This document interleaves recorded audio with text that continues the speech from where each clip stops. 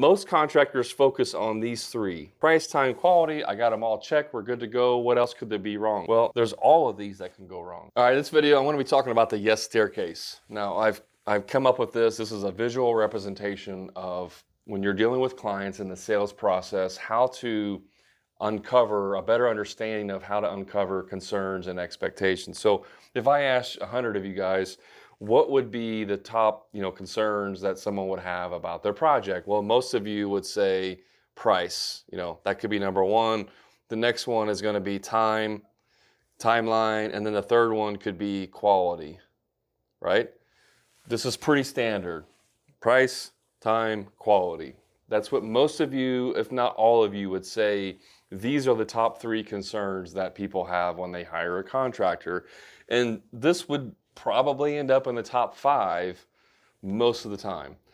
But what you don't know is that people in general have different concerns and or expectations. So for the purpose of this, I'm just going to use concerns to mean both expectations and concerns.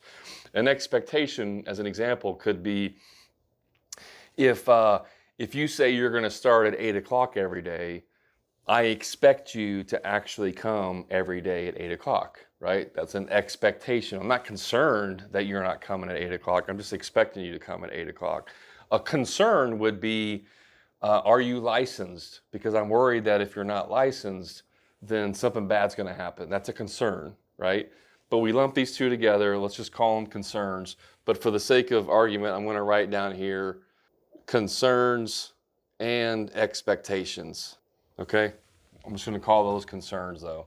So when you're talking to people in the sales process and you ask specific questions, what we call calibrated questions, they're calibrated to get certain responses and to get more information. It's to get data out of them.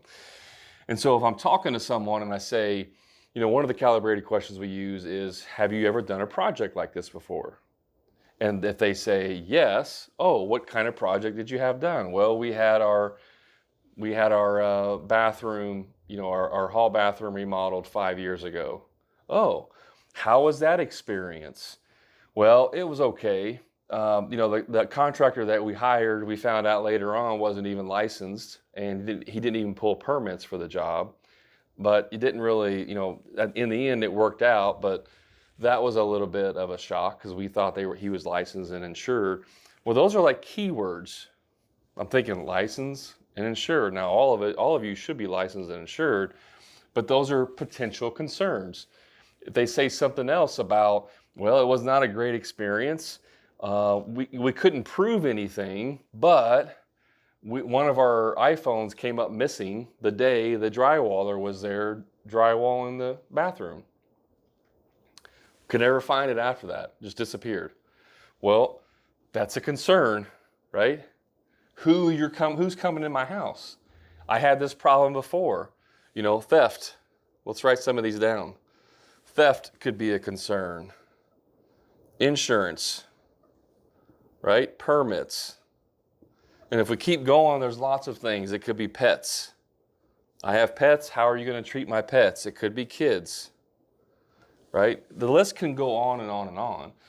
Most contractors focus on these three. Price, time, quality. I got them all checked. We're good to go. What else could there be wrong? Well, there's all of these that can go wrong. And so the yes staircase is when you're talking to someone, the goal is to get to the second floor. Imagine a second floor, you're trying to get up there. You got to build the staircase. And when you get to the second floor, the job is sold. So as we're talking to clients and we discover that indeed price might be a concern, doesn't matter, but price is one. So we uncover price, and we know that's it. So we address that. We tell them this is what it's going to cost. That matches their budget. Everything's in line. We've checked this off, right?